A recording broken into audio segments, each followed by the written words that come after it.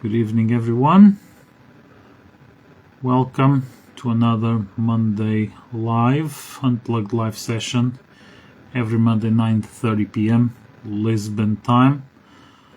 We've been having some technical issues, so let's see if this week we are able to make our live session. And I'm just waiting for my colleagues to join.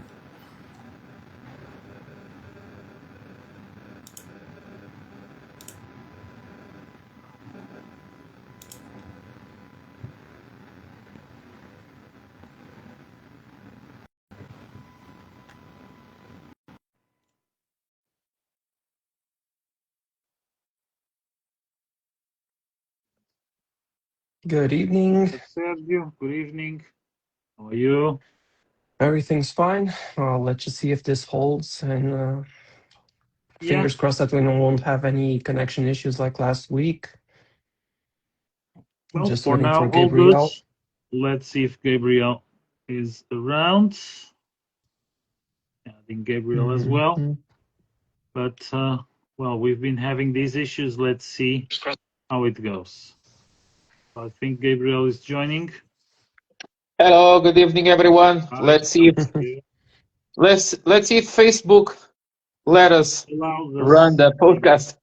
Well, don't touch any button. Don't do anything. Let's see if it keeps like this. Okay. I don't even blink. Yeah, exactly. Well, welcome everyone.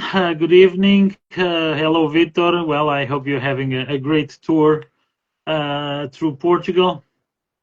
And well, here we are for another Unplugged live session. So I'm Leonel Rodrigues from Desirable Portugal Tours, based near Lisbon.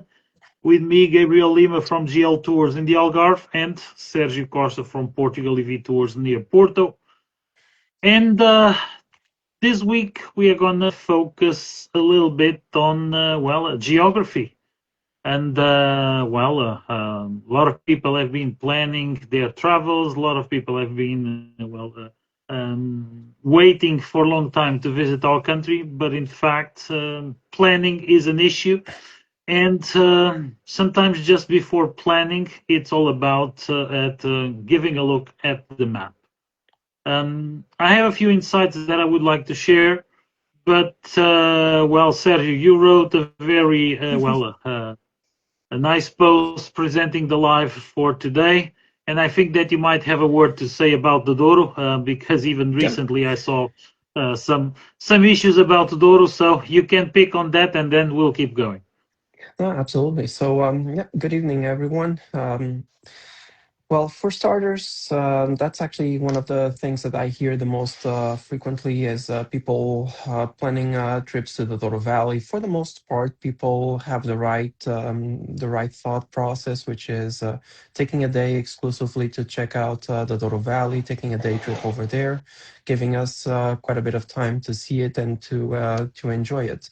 But occasionally there are people who are a little bit more, let's call it time constrained, and who think that, well, the Douro Valley is just outside Porto and it can be done in the morning or something like that, or in an afternoon. And the reality is, if you look at a map, well, we know that for the most part of people that we host coming from the US, everything is bigger in the US, and even amongst people in the US, everything is bigger in Texas. But the reality is that it's a little bit deceiving because we're going through some mountainous areas, and to get to the valley actually only starts at Régua. Well, technically Mesão Frio, but if we're taking the highway, Régua is the closest and easiest to access, which is still going to be an hour and change by car to get there. If you're taking the train, it's going to take roughly 2 hours to get to Régua, so double the time. And so this is for the one-way trip. If you're going there and then back, well, you have to double it. And so you're going to spend 2 hours in a car vehicle.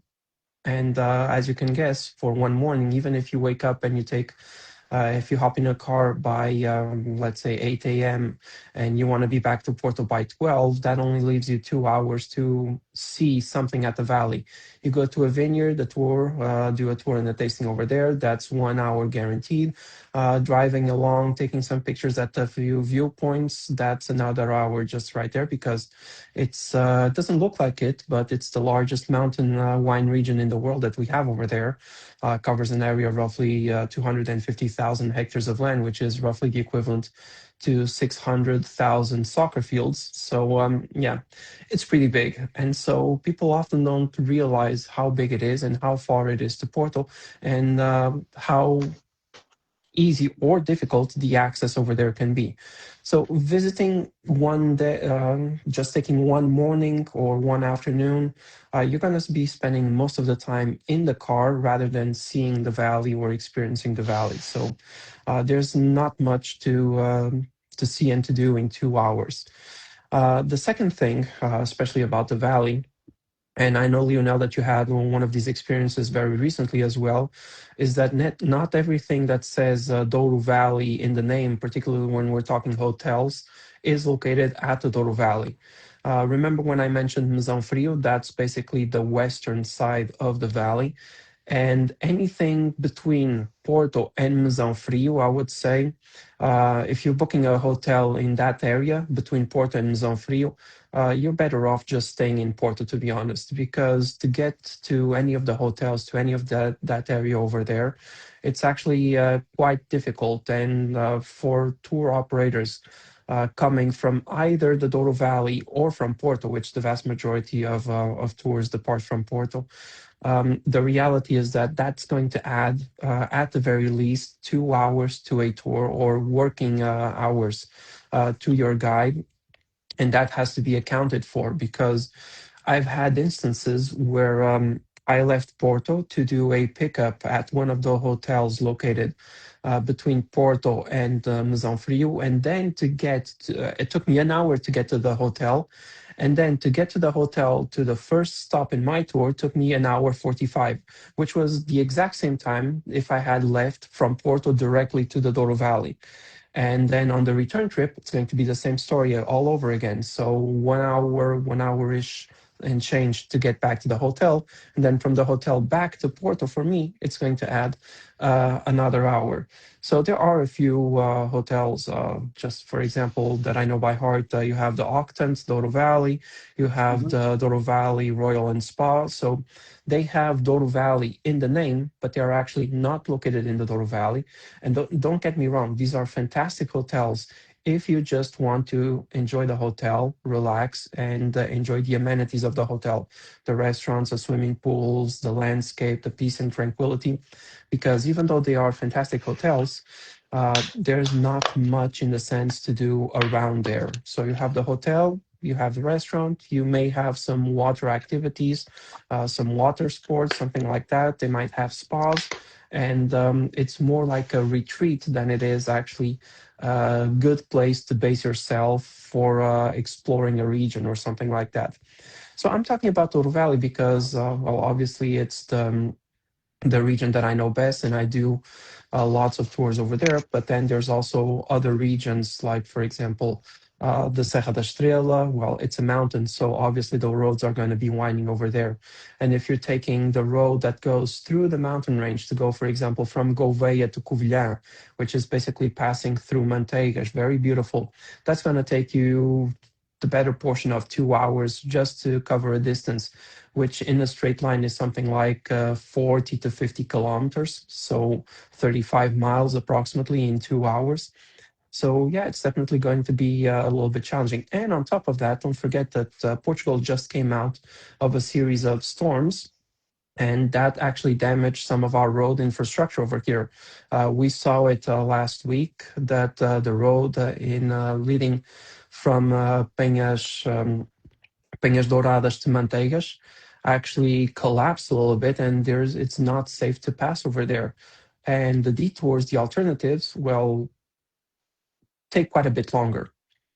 Going back to the Douro Valley, for example, the National 222, which I often like to call the highway of the Douro Valley. If that road for some reason is closed off, and we mentioned on previous episodes over here, we mentioned sports events like the half marathon or the Grand Fondo.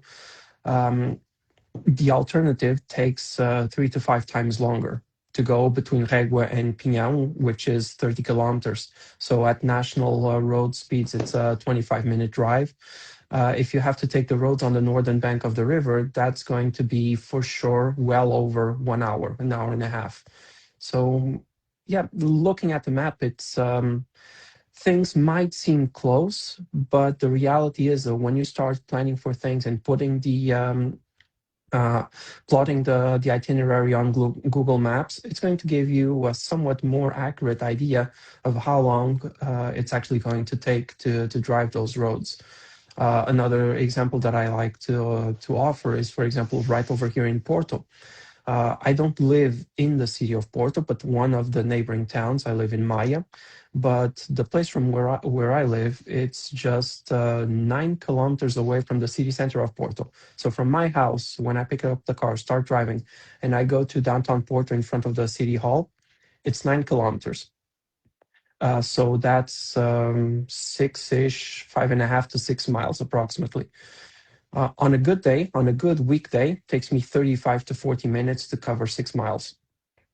So yeah, that's another thing. So when you're doing your planning, take into consideration the traffic and whatnot, because it's very different to plan for a departure at 8:30 in the morning versus planning for a departure to go to a destination at something like 10:30, 11 a.m., or even when every Portuguese is sleeping over here, so at 10 p.m. And then people back home in the US, they are planning their trip around 6 p.m. and they're seeing, oh, there's no traffic in Portugal, and so it's going to be a great time to do it.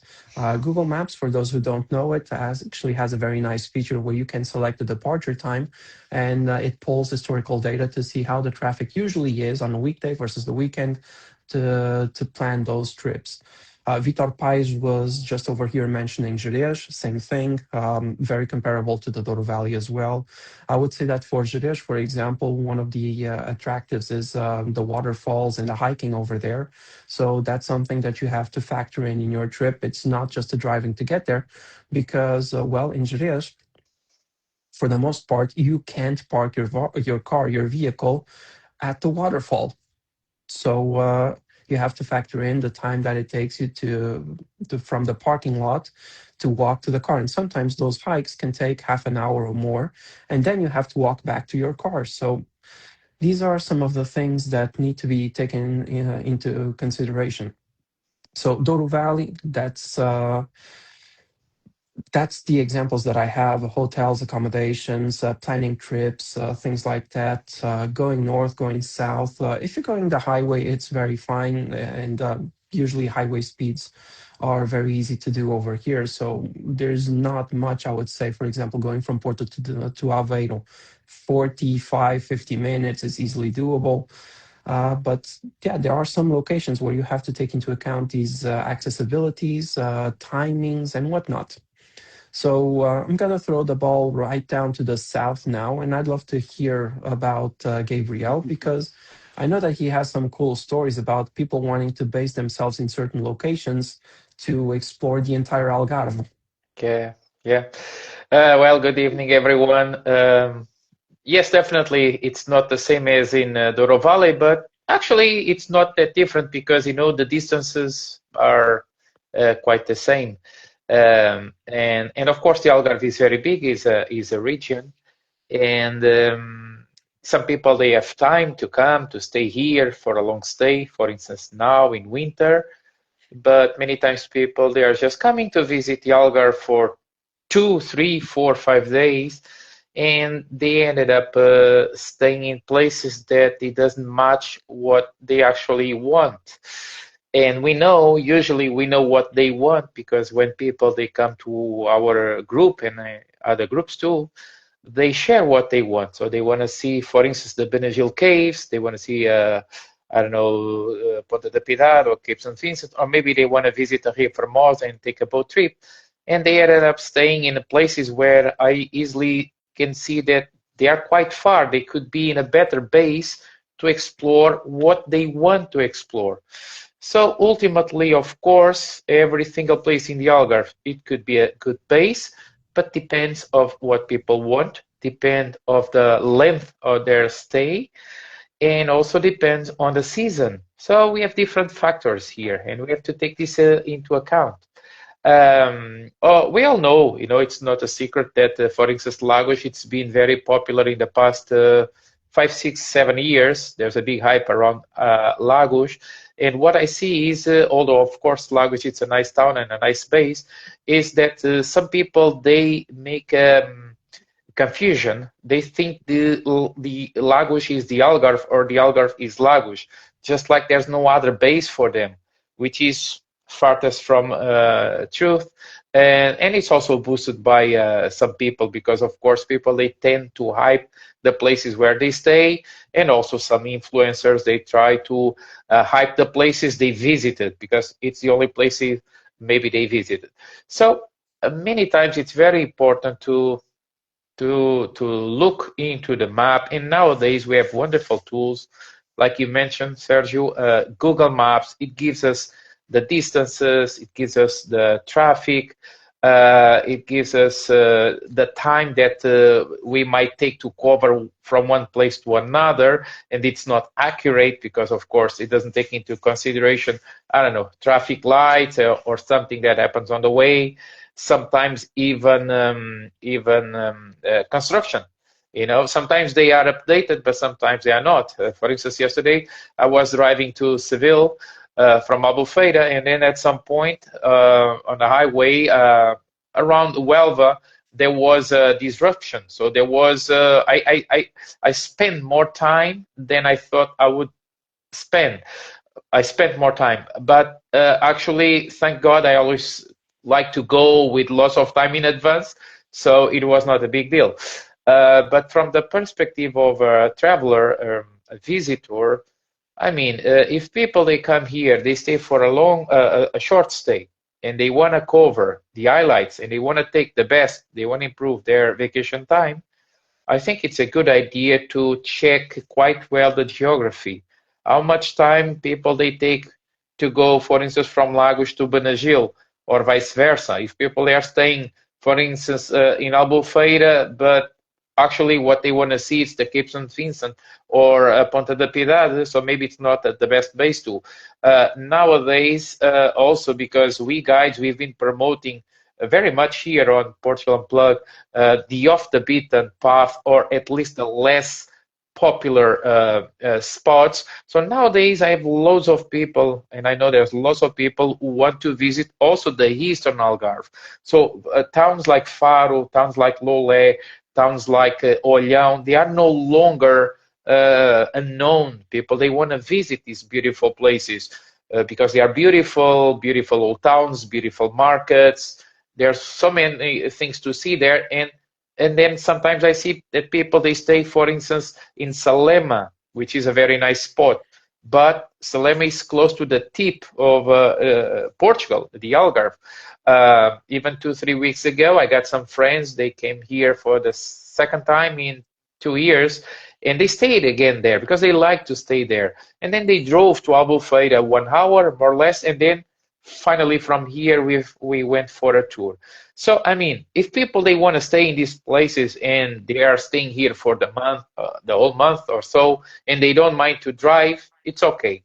But what I want to always try to help people is, if you only have 2, 3 days, I think it's very important for you to save 1 hour here, 30 minutes there. So if you stay in the base and then you spend 1 hour or more than 1 hour, because some people, they say it's less, more than 1 hour to go from Lagos to Tavira, uh, and then you have to take 1 hour to drive back. So you are actually wasting 2 hours, and you are wasting also diesel or whatever. And as we all know, diesel now just skyrocketed. It's way more expensive. So here on Portugal Unplugged or in other groups, we always try to help people to make the best of their vacation, their trips, and we try to help people as much as we can. So it doesn't mean we don't like one place or another or other base or something, but we want to really let people know that the Portugal is, it looks very small, but it's not that small. And like I said, for instance, the seasonality here is big, and what takes maybe 40 minutes to drive in the Algarve, maybe now in February or March. Now we are already March. But in winter, it takes maybe 30 minutes more in summer. Moreover, there's no parking, so it's very important to get real local insights from real insiders, from people who really live in these places. Sergio, for instance, you are way more aware about the time you spend to go to every single spot in Douro Valley or Gerês or whatever. I can have an idea, but I don't know as so well as you. And the same goes for Sintra and some places, I don't know, close to Tomar, Nazaré, because Lionel and other guides, local guides, they know better the time they take. Here in the Algarve, I already know exactly at what time, how much time I need to go, for instance, to pick up people from the cruise ship here in Portimão, which is way more time in summer than in winter. So, I mean, I think it's very important for people to enjoy their trip. As soon as they are happy, it's okay. Some people, they like to walk, so it doesn't need to be fast. Or maybe they are exploring by bicycle, and they don't mind so much about improving time. But I'm talking for these people who really want to see the best, the highlights, or what they think is the highlights and the best for them, and also want to use quite well the short time they have here. We all know this. Some people, they come to Portugal, they spend, I don't know, 2 3 nights in Porto, three nights in Lisbon, maybe one night in Évora or in Aveiro or Coimbra, and maybe 3 4 nights here. So it's very important, because by the end of their trip, each hour counts, and maybe this makes the difference between memorable days and exhaustive days. This is another thing that people, they don't think. When they fly, and we have lots of people coming now from Canada and from the United States and from other overseas, right? And when they arrive in Portugal, they are already tired. You know, long flights, jet lag. People, they are already tired. So if they go and start driving more than they should, I mean, they're gonna get even more tired. So this is why it's important to once in a while to address this science, and I love geography, because it's very important. It's very important for people to enjoy instead of struggling. Lionel, well, this was my take around the Algarve, and for sure, I know you have more or less the same idea. So what do you want to share with us? Yeah, I have, well, thank you. I have a few thoughts about that. Well, first of all, I want to thank everybody that has been, well, reacting to the post I made yesterday about Sintra. Yeah, I didn't see it. Sorry, Lionel. Yeah, Vitor, Martilongo, great bread, one of the best bread in the country. But yeah, it's not easy to go there. And if you go to Martilongo through Faro and Sambrage, you have to count 365 curves. So one curve for each day of the year. So when we see the map, for instance, Faro or Albufeira and Martilongo, sweet Lord, it is something, right? Sorry, Lino. No Go ahead. worries. So, yeah, well, I'm going to pick up directly with Sintra. And one of the most common mistakes people do with Sintra, it's, well, first of all, planning to go to Sintra from Lisbon by train, and then arriving in Sintra, they want to take a transport to Pena Palace or the Moorish Castle, okay? Or, well, even other places, but these ones are quite, well, straightforward to understand. Looking at the map, the train station in Sintra is much further, and then any transport that people will take is coming back to the entrance of town to take the mountain road to access the Moorish Castle or Pena Palace or whatever. So sometimes it's really worth to have a look at the things in the map and to really assess where they are, because probably people are just going back and forth when they could have optimized the itinerary by going directly from Lisbon by Uber or so. And speaking about Google Maps and taking in a very recent episode I had, someone wanted to plan, an itinerary in Lisbon and was telling me that from a certain spot in the town center, not too far from Saldanha, it were only 11 minutes to the airport. But they wanted to go from there to the airport at 6 p.m. So that's pretty much going towards the exit of the city. And then reaching the airport for the kiss and fly parking, the drop-off parking lot, where we drop off our guests for departures. Sometimes just from the roundabout that access that to the place itself, it's 15 or 20 minutes. So looking at Google Maps, and nothing wrong with looking at Google Maps, but kind of questioning what we, the guides, that we have the boots on the ground every day, we are telling, it ends up undervaluing a little bit our knowledge, and it's not a polite approach, because we are just trying to help with the reality. And you already know me, and people who read my posts and see my videos, they know that I'm very realistic and I don't sugarcoat things. So technically, what I'm saying, what on the Google map looked like an 11-minute drive easily can be 30 or 45 minutes at certain times of the day, because of the rush hour traffic. And this happens in many locations. Sergio, you mentioned Porto. In the Algarve, I know that happens as well. And we need always to account the heavy traffic. That's why certain times of the day we always need to have more time to access this or that area.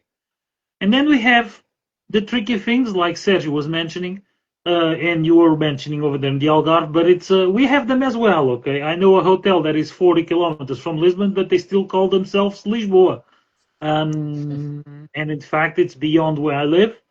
And there's nothing more to do over there than play golf, pretty much. Then Sintra also has a few hotels called themselves Sintra, but technically they are not in town. And this is a very tricky bit. Using Sintra as an example, plenty of people want to visit Sintra, but then they end up booking a place, a really cozy place, a nice B&B they found at Azanhas do Mar, or at Praia Grande, there's a nice hotel, or even some of those old estates near Colares.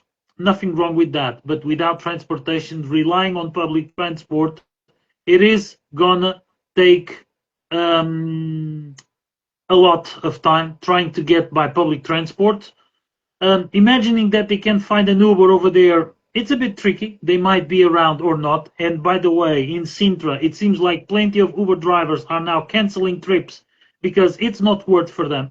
Unfortunately, the apps define a price that it's very pleasant for the customer, but the drivers don't make enough for it, so they cancel. They prefer to be penalized than to, they're going to be penalized anyway, so they prefer not to do the trip. So that's why there's a lot of cancellations of Ubers or Bolts in Sintra nowadays. And this is happening a bit everywhere. So always look at the map, but relying on what Google Maps says, it's a bit tricky, because even with the starting times, as you mentioned, Sergio, we always know that there's always one or another thing that is going to take a little bit longer. So planning the things by the minute are a bit difficult. Now, another common example, or two common examples that I've seen: people booking accommodation without assessing the place, people booking accommodation without assessing how to get or what to do around Óbidos. And I see a lot of people, they want to book 2 or 3 days in Óbidos. In my very personal opinion, without a car, you end up stranded over there.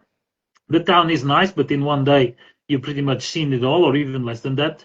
And then there's not much to do around.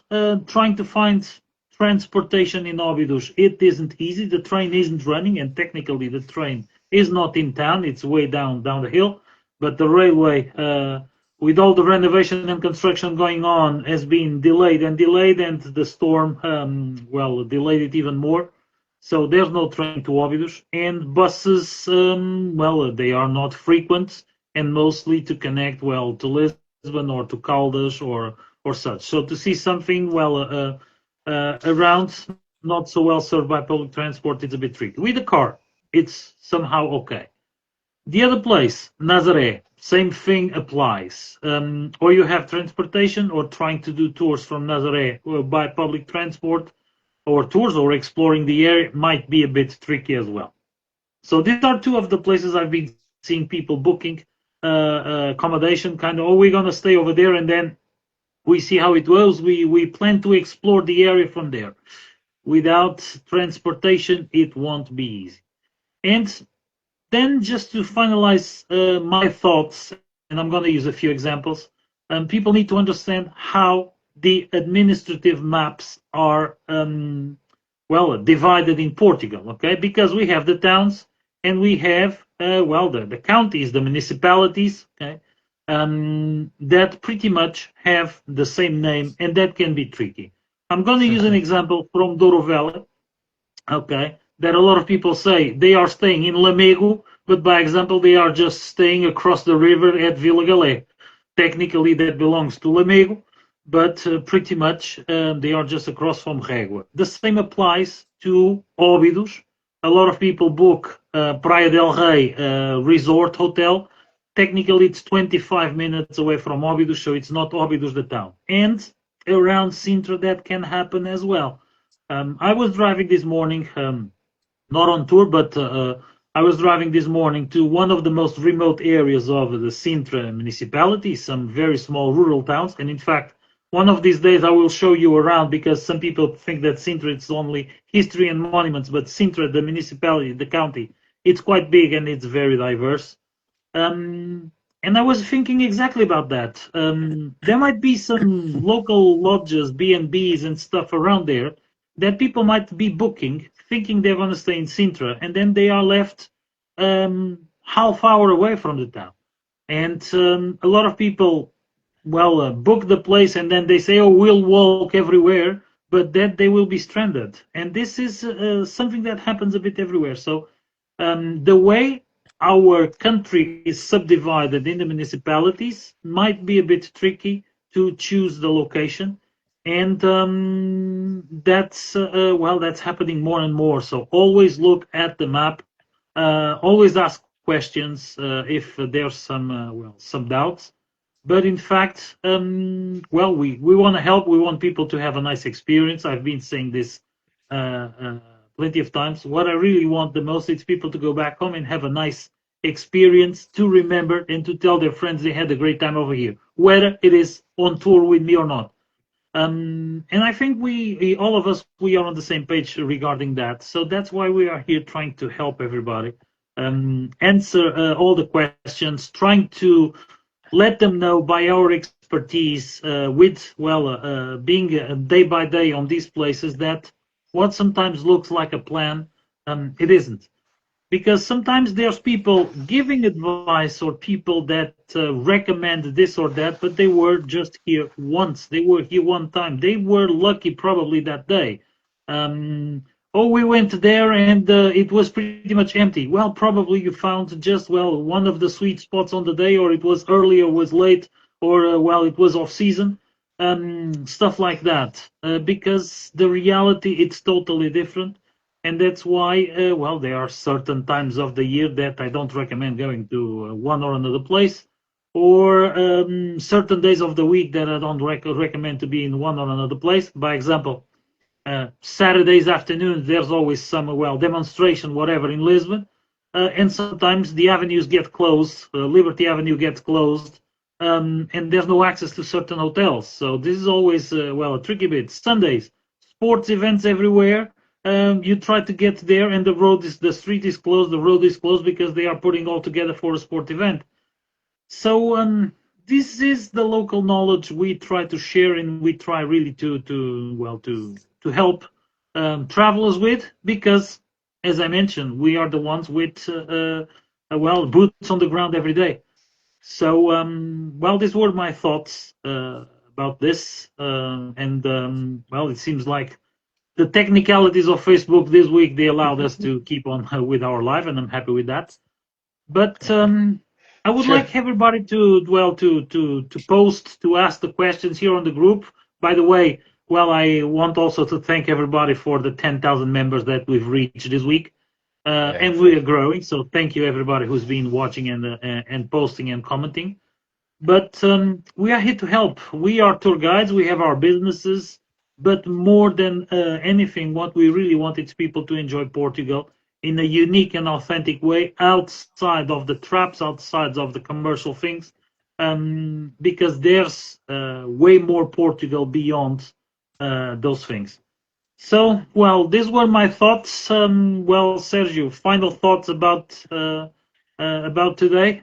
Anything else? No, no, I was just thinking back on what you said about how the country is divided into the what we would call it regions, basically.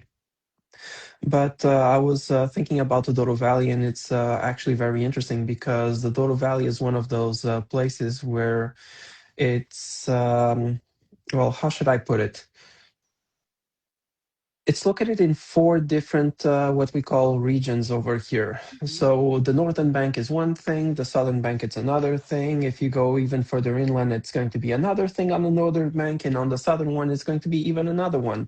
So you have Mhm. you were mentioning Lamego and the Vila Galé Hotel, which sits just across the river from Reguá. But yeah, that's actually already part of the municipality of Lamego, the district of Viseu.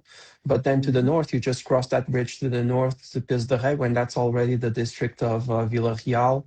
And if you go inland, you are in the north, you are in Bragança, but then in the south, you are in Guarda. Mhm. And Guarda, well, at the very north, you can call it still Douro Valley, but then if you go south of Guarda, that's already Serra da Estrela.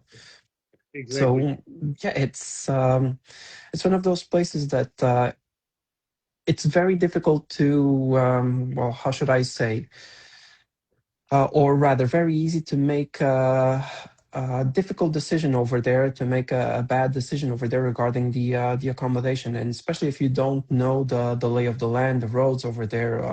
I tell people this all of the time, particularly when I'm driving them in the valley, when I'm conducting a tour, that well, I usually talk about the National 222, how it was considered the most beautiful driving road in the world, and I tell them that even though I come from a Douro Valley family, that I have a driver's license for more than 20 years now, and I've been running tours for 8 years. I've been driving to the valley ever since I got my driver's license, pretty much. Even to this day, I'm still afraid myself of certain roads at the Douro Valley, particularly the ones on the northern bank of the Douro River. And I hear a lot of people saying that they're going to stay at certain hotels, and then uh, it's sometimes when it's one of those hotels or accommodations, Airbnb, etc., that I'm not all too familiar with. And as soon as I put it on a map and I see the northern bank of the Douro River, I'm like, well, Wow. um, I do hope that you know what you're getting yourself into, because um, I usually tell them that some of the roads that we drive during the day over there, and I consider those to be easy roads on my tours, uh, those roads, they feel like highways in comparison to certain roads that we have over there at the valley. And then there's also that very famous question that people ask me when we get into a road, particularly an access road to a vineyard or to a small town or something like that. And people ask us, "This is a one-way road, right?" And we're like, "No, this is actually two ways." And what do you do when what what do you do when another car comes in the opposite direction? Well, you just pull over to the side and you pray. That's it. Exactly. Yeah. Yeah. So yeah, it's one of those things that Yeah, yeah. when planning, even for us, sometimes it's a little bit well, tricky and challenging. Having people who are not familiar with the lay of the land over here, and who are not used to driving these tiny roads or back roads or something like that, can be even more stressful. And you're coming over here to Portugal on holidays, and you're coming over here to relax. One of the things that I actually mentioned during my announcement post for the live session today was actually those microclimates that catch you off guard. And that can work both ways. It can be actually be a positive thing, can be a negative thing. Usually, I say that during the winter time over here in Porto, north of the country, if you want to have a break from the bad weather, you just drive basically an hour and a half towards the east. You go to the Douro Valley, and so far, I've been saying a thing for the last couple of years, and it hasn't let me down so far, which is even at the grimmest of days during the winter, the sun at the Douro Valley will always make an appearance over there. So that's a positive of the microclimate of the region. If you want a negative experience, well, Serra da Estrela. The weather over there, even though it looks very beautiful and sunny, the weather turns in an instant, and then you can't even see 15 feet in front of a car. And I've had situations like this where you're going up and down the mountain over there, and sometimes you go up and you are above the cloud layer, but then you go down again and all of a sudden it's such a thick fog that you can't even see 10, 15 feet, so 5 meters in front of the car. So these things can catch you off guard, and it will substantially slow things down for you. So these are some of the closing thoughts that I had, particularly with the weather situation and some of the microclimates that we have over here at the valley. Gabriel. Well, it's pretty much the same here. Back roads. Some people here, they are staying in Algesur, and they think they are staying in Faro, because of course we have the district of Faro, we have the municipality or county of Faro, we have the Algarve region, and then we have the parishes. So this happens a lot too, as well as the microclimate. We have a bit here too, by the mountain in Foya, and even the west coast is totally different. So many times it happens, we are driving from Lagos to Algesur, which is just 40, 45 minutes, and as soon as we pass the mountain, it looks like we are in a different country. And the temperature sometimes drops 15 degrees, 10 degrees, Celsius degrees in summer. So yes, it's a good idea to get local insights like we've been saying, and that's why we exist, and that's why we are striving to, and for sure we're going to be around here to help as many folks as we can, because we want to make people feeling welcome, and we want people to talk good things about Portugal. So if they got stuck in the middle of nowhere, I don't know, if they're going to start complaining about Portugal, and we don't want that, right? You do So have guys, one very interesting microclimate over there in the Algarve, and I remember the tour that we took with you back in 2023. We went all yeah, the way down to Sagres, and this was yeah. late August, and you told us, well, you're going to get to Sagres, you're going to see that there's actually a very interesting thing happening over there with people selling scarves and Exactly, jackets and beanies and whatnot. And that's yeah, because, well, exactly, over there it gets really, really chilly. Even though it was a very beautiful day, it definitely yeah, got very chilly. And exactly. that So catches now, people by surprise. oh, so many times. Sometimes I go there and we have some worm coming from Africa, Eastern, which is not natural. And people they think, why the hell these guys they are selling here scarves and jackets? It's so warm. And then I say, no, no. Usually it's very cold here, and especially for the sunset. Sometimes we are having 28 in Lagos, 30 in Albufeira, and when I reach the Cape, it's around 16, 17. Yes, even in July and August. So yes, it's another thing that plays a big role is the the microclimate. Yeah. And well, I think from my end, I just wanna wish you a great week ahead. And guys, once again, it was a pleasure to chat with you. Yep, Well, likewise. thank you very much, and thank you well for Facebook app for not crashing today. But well, if things line up, we'll see each other next week. Thank you for watching. Exactly. We are around here in the group. The group, well, is always open for you to post your questions and to comment, with your questions as well. So thank you for watching, and well, I'll see you back next week. Bye. Bye And bye, if you missed the everyone. live Bye session, bye. don't forget that we always have our YouTube channel as well, where you can rewatch all of Yes. this. Yeah, So Right. yeah, exactly. we Have a great we week, post we everyone. post this on YouTube because Facebook only allows them to stay over here for a month. So you can can see our older Unplugged lives on YouTube, Portugal Unplugged on YouTube. Thank you very much. See you next week. See you next week. Bye. Bye, guys. Bye.